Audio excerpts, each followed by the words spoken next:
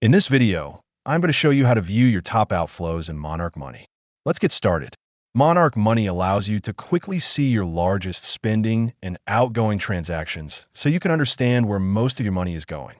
To do this on desktop, go to the Reports tab in the left sidebar. Then open the Cash Flow section, which gives you a full breakdown of your income and expenses. Scroll to the Outflows section, where you can view your spending broken down by category or category group. To find your top outflows, sort the results by amount from highest to lowest. This will immediately show your biggest expenses over the selected time period.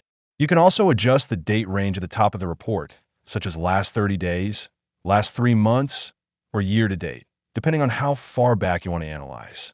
This makes it easy to identify where your money is going and spot areas where you may be overspending. If you want to support our channel, feel free to use our affiliate link in the description below. Thanks for watching, and I will see you in my next video.